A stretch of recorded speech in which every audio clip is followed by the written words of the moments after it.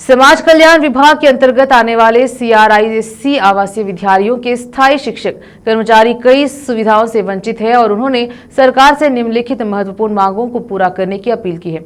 आवासीय शिक्षा निदेशालय का गठन, एसए, एसके, एचआई, एचए विभागों का विलय, ज्योति संजीवनी का कार्यान्वयन, मृत्यु और सेवानिवृत्त लाभ का प्रावधान, मकान किराए कटौती से छूट, 10% विशेष भत्ता देना। यद्यपि सरकार से उपरोक्त मांगों को पूरा करने के लिए कई बार अनुरोध किया गया है, लेकिन कोई राहत नहीं मिली। इसलिए आवासीय विद्यालय कर्मचारी संघ बेंगलुरु ने बेंगलुरु के स्वतंत्रता पार्क में एक संवैधानिक धरना सत्याग्रह का आयोजन किया। चूंकि हमारी महत्वपूर्ण मांगों के बारे में कोई लिखित आदेश नहीं आया है, इसलिए केएसई और चिमटी संघ के जिला स्तर पर संघर्ष जारी रखने का आह्वान किया गया।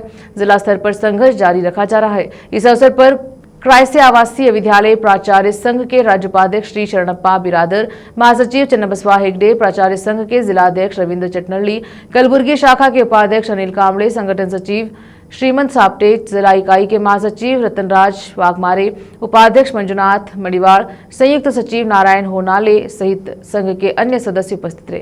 कैमरामैन पपुराज का कवरेज। ಬೇಡಿಕೆಗಳಲ್ಲಿ ಪ್ರಮುಖ ಬೇಡಿಕೆ ಏನಂತ ನಮ್ಗೆ ಕೂಡ ಒಂದು ನಿರ್ದೇಶನಾಲಯ ಒಂದು ಡೈರೆಕ್ಟರೇಟ್ ನೀವು ಮಾಡ್ರಿ ಅಂತ, ಜೊತೆ ಯಾರಾದರೂ ಒಂದು ಸಿಬ್ಬಂದಿಯವರು ತೀರ್ಕೊಂಡ್ರೆ ಬರೀ 5 ಲಕ್ಷ ರೂಪಾಯಿ ಸಿಗುತ್ತೆ, ನೀವು 25 ಲಕ್ಷ ರೂಪಾಯಿ ಕೊಡ್ರಿ ಅಂತ ಅವ್ರು ಇದನ್ನು ಹೇಳ್ತಾ ಇದ್ದಾರೆ. ಎಲ್ಲಕ್ಕಿಂತ ಟಾಪ್ ರಿಸಲ್ಟ್ ನಾವೇ ಕೊಡ್ತೀವಿ, ಅದಕ್ಕೆ ನಮಗೂ ನಾವು ಕೆಲಸ ಮಾಡ್ತೇವೆ, ನಮ್ಗೆ ಇನ್ನೂ ಜಾಸ್ತಿ ಸರ್ಕಾರದ ವತಿಯಿಂದ ಸೌಲಭ್ಯ ಬೇಕು ಅಂತ ಪ್ರತಿಭಟನೆ ಮಾಡ್ತಾ ಇದ್ದಾರೆ. ನಾನು ಬಂದು ಅವ್ರ ಅರ್ಜಿಯನ್ನು ಸ್ವೀಕಾರ ಮಾಡಿದ್ದೀನಿ, ರಾಜ್ಯ ಸರ್ಕಾರಕ್ಕೆ ಮುಟ್ಟಿಸ್ತೀನಿ. ನಮ್ಮ ವತಿಯಿಂದ ನಾನು ಸಿದ್ದರಾಮಯ್ಯ ಸಾಹೇಬ್ರಿಗೂ ಕೂಡ ಅವ್ರ ಪರವಾಗಿ ನಾನು ಮನವಿ ಮಾಡ್ತೀನಿ ಅಂತ ನಾನು ಹೇಳಕ್ಕೆ ಬಯಸ್ತೀನಿ. ನಮಗೆ ಸಂಬಳದ ಹೊರತು ಯಾವುದೇ ಒಂದು ಭವಿಷ್ಯಕ್ಕೆ ಭದ್ರತೆ ಅನ್ನೋದಿಲ್ಲ.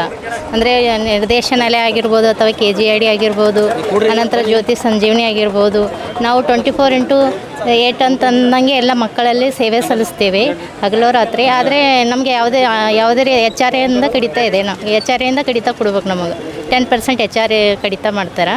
ಅನಂತರ ನಮ್ಗೆ ಒಂದು ಮಹತ್ವವಾದಂತಂದ್ರೆ ನಮಗೊಂದು ನಿರ್ದೇಶನಾಲಯ ಆಗಬೇಕು.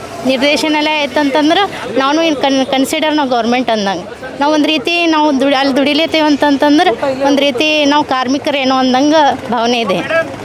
ಅದಕ್ಕೋಸ್ಕರ ಸರ್ಕಾರಕ್ಕೆ ನನ್ನಲ್ಲಿ ಒಂದು ಮನವಿ ಏನಂತಂದ್ರೆ, ನಮ್ಗೆ ಒಂದು ಬೇರೆ ಇಲಾಖೆಗೆ ಹೋಲಿಕೆ ಮಾಡಿದ್ರೆ ಶಿಕ್ಷಣ ಇಲಾಖೆ ಇರ್ಬೋದು, ಸಾರ್ವಜನಿಕ ಶಿಕ್ಷಣ ಇಲಾಖೆ, ಅಲ್ಲಿ 3 ಕ್ಲಾಸ್ ತೊಗೋತಾರೆ. ಆದರೆ ನಾವು ಮಕ್ಕಳಿಗೆ ನಾವು 6ರಿಂದ 10ನೇ ತರಗತಿವರೆಗೆ 5 ಕ್ಲಾಸ್ ತೊಗೋತೀವಿ. ಆದರೆ ನಾವು ಕೊಡ್ತಕ್ಕಂಥ ಸಂಬಳದಲ್ಲೇ ನಾವು ಜೀವನ ಮಾಡಬೇಕು. ಆದರೆ ಮುಂದೆ ಭವಿಷ್ಯಕ್ಕೆ ನಾವು ರಿಟೈರ್ಮೆಂಟ್ ಆಗಿರ್ಬೋದು, ಅಲ್ಲಿ DCRG ಇಲ್ಲ. ಅನಂತರ ನಮ್ಮ ಮಕ್ಕಳ ಭವಿಷ್ಯ ಏನು, ಇವುಗಳೆಲ್ಲ ಪ್ರಶ್ನೆಗಳಲ್ಲಿ ಸರ್ಕಾರಕ್ಕೆ ನಮಗೊಂದು ನ್ಯಾಯ ಒದಗಿಸ್ಕೊಡ್ಬೇಕಂತಂದರೆ ನಾನು ಡೆತ್ ಕಮ್ ಗ್ರ್ಯಾಜುಯೇಟಿ ಅದನ್ನು ಕೊಡಬೇಕು. ಸರ್ಕಾರಕ್ಕೆ ನಂದು ಇದೊಂದು ಮನವಿ ಮಾಡ್ತೀನಿ. ನಾವೆಲ್ಲ ಒಂದು ಧರಣಿಯನ್ನು ಕೈಗೊಂಡಿವಿ ಅಂತಂತಂದ್ರೆ ಸರ್ಕಾರ ನಮಗೆ ನ್ಯಾಯ ಒದಗಿಸ್ಕೊಡ್ತದೆ ಅಂತಕ್ಕಂಥದ್ದು ಒಂದು ನಮಗೂ ಭರವಸೆ ಅದ. ಇಷ್ಟು ಹೇಳ್ತೇನೆ ಸರ್. ನನ್ನ ಹೆಸರು ಮಂಜುಳಾ ಅಂತ, ದೈಹಿಕ ಶಿಕ್ಷಕಿಯಾಗಿ ಕಾರ್ಯನಿರ್ವಹಿಸ್ತೇನೆ. ಆತ್ಮೀಯರೇ, ಈಗಾಗಲೇ ನಾನು ಈ ಮಾಧ್ಯಮದ ಮೂಲಕ ಸರ್ಕಾರಕ್ಕೆ ಮತ್ತು ನಮ್ಮ ಸಂಬಂಧಪಟ್ಟಂಥ ಅಧಿಕಾರಿಗಳಿಗೆ ಮತ್ತು ಸಮಾಜ ಕಲ್ಯಾಣ ಸಚಿವರಿಗೆ ನಮ್ಮ ಬೇಡಿಕೆಗಳ ವಿಚಾರವಾಗಿ ಒಂದಿಷ್ಟು ಮಾಹಿತಿಗಳನ್ನು ತಿಳಿಸ್ತಾ ಇದ್ದೇನೆ. ಈಗಾಗಲೇ ಕರ್ನಾಟಕ ರಾಜ್ಯಾದ್ಯಂತ ಕರ್ನಾಟಕ ವಸತಿ ಶಿಕ್ಷಣ ಸಂಸ್ಥೆಗಳ ಸಂಘ ಬೆಂಗಳೂರು ಮತ್ತು ಆಯಾ ಜಿಲ್ಲೆಗಳಲ್ಲಿ ಜಿಲ್ಲಾ ಘಟಕದ ವತಿಯಿಂದ ಪ್ರತಿಭಟನೆಯನ್ನು ಹಮ್ಮಿಕೊಂಡಿರುತ್ತೇವೆ. ಮುಖ್ಯವಾಗಿ ಪ್ರತಿಭಟನೆ ಯಾಕೆ ಅನ್ನೋದು ಭಾಳ ದೊಡ್ಡ ಪ್ರಶ್ನೆಯಾಗಿ ಉಳ್ಕೊಂಡಿದೆ. ನಮ್ಮ ವಿವಿಧ ಬೇಡಿಕೆಗಳಿವೆ. ಅದರಲ್ಲಿ ಮುಖ್ಯವಾಗಿ ನಿರ್ದೇಶನಾಲಯ ಆಗಬೇಕು, ಡೈರೆಕ್ಟರೇಟ್ ಆಗಬೇಕು. ನಿರ್ದೇಶನ ಮಾಡಲಿಕ್ಕೆ ಯಾವುದೇ ಅವಕಾಶಗಳಿಲ್ಲ ಅಂದರೆ ಇಲಾಖೆಗಳಿಗೆ ಅವುಗಳನ್ನು ಮರ್ಜ್ ಮಾಡಬೇಕು. SC, ST ಮತ್ತು BC ಇಲಾಖೆಗಳಿಗೆ ಅವುಗಳನ್ನು ಮರ್ಜ್ ಮಾಡಬೇಕು ಅನ್ನೋದು ನಮ್ಮ ಮುಖ್ಯವಾದಂಥ ಬೇಡಿಕೆ. ಅದಾದ ನಂತರ DCRG ಅಂದರೆ ಮರಣ ಮತ್ತು ನಿವೃತ್ತಿ ಉಪದಾನ ಅಂಥೇಳಿ ನೌಕರರಿಗೆ ಅದು ಭಾಳ ಮುಖ್ಯವಾದಂಥ ಸವಲತ್ತು. ಯಾಕಂದರೆ ನಿವೃತ್ತಿಯಾದ ಜೀವನ ಭಾಳ ಮುಖ್ಯವಾಗಿರುತ್ತೆ ಅನ್ನೋದು ತಮ್ಮೆಲ್ಲರಿಗೂ ಗೊತ್ತಿರುವಂಥ ವಿಚಾರ. ಆಮೇಲೆ HRA ಕಡಿತದಿಂದ ವಿನಾಯಿತಿಯನ್ನು ಕೊಡಬೇಕು. ಅಂದರೆ ಒಂದು ಕಡೆಯಿಂದ ಕೊಡೋದು, ಇನ್ನೊಂದು ಕಡೆಯಿಂದ ಕಸ್ಕೊಳ್ಳುವಂಥದ್ದು ಆಗಿಬಿಟ್ಟಿದೆ.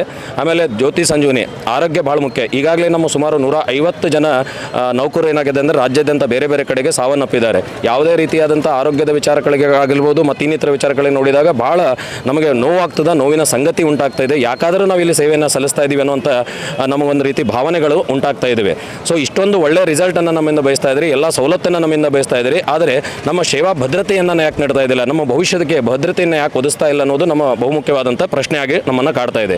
ಅದಾದ ನಂತರ ವಿಶೇಷ 10% ಅಲೌನ್ಸ್ ಕೂಡ ಕೊಡು ಅಂತೇಳಿ ನಾವು ಕೇಳ್ತಾ ಇದ್ದೀವಿ. ಯಾಕೆ ಕೇಳ್ತಾ ಇದ್ದೀವಪ್ಪ ಅಂದರೆ, ನಿಮ್ಗೆಲ್ಲರಿಗೂ ಗೊತ್ತಿರುವ ಹಾಗೆ ಈ ಸರ್ಕಾರಿ ಶಾಲೆಗಳಲ್ಲಿ 8ರಿಂದ 10ನೇ ತರಗತಿ ಇರುತ್ತೆ, ನಮ್ಮಲ್ಲಿ 6ರಿಂದ 10ನೇ ತರಗತಿ ಇರುತ್ತೆ. ನಮ್ಮಲ್ಲಿ MOD ಇರುತ್ತೆ, SIT ಇರುತ್ತೆ, ಬೇರೆ ಬೇರೆ ಕೆಲಸ ಕಾರ್ಯಗಳಿರೋದ್ರಿಂದ 24x7 ನಾವಲ್ಲಿ ಕೆಲಸವನ್ನು ಮಾಡಬೇಕಾಗಿರೋದ್ರಿಂದ ಹಾಗಾಗಿ ನಮ್ಮ ಹಕ್ಕಿದೆ ಅದು.